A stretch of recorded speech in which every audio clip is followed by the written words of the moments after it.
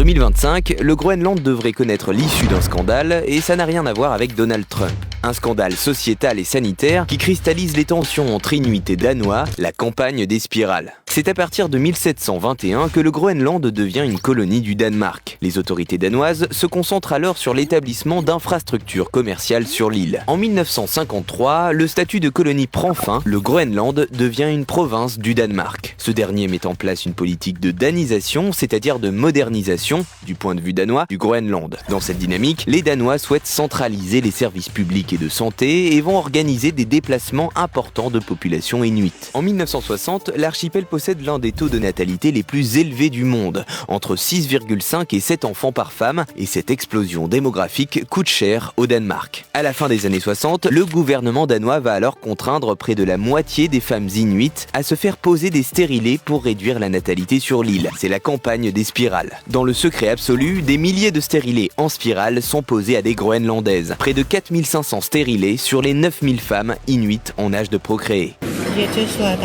Le médecin m'a juste dit « allongez-vous ».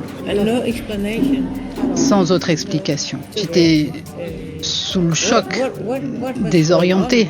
Dans les années 60, les médecins danois savaient déjà que ce genre de stérilet était destiné à des femmes qui avaient déjà eu des enfants, pas des jeunes filles. C'était comme un abus sexuel, c'était tabou. Et cette campagne forcée fonctionne. En 1970, la natalité a presque été divisée par 2 au Groenland. Mais beaucoup de femmes souffrent, certaines doivent même subir une ablation de l'utérus. Aujourd'hui, l'affaire des spirales secoue, au Groenland comme au Danemark, et cette campagne ébranle le récit d'une colonisation vertueuse longtemps entretenue par l'occupant lui-même. Face au scandale, le gouvernement danois a annoncé le 30 mai 2023 l'ouverture d'une enquête destinée à faire la lumière sur l'ensemble des méthodes contraceptives utilisées au Groenland entre 1960 et 1991, date à laquelle la santé est devenue une compétence provinciale, c'est-à-dire décidée par le Groenland lui-même. L'enquête devrait donc rendre ses résultats dans le courant de l'année.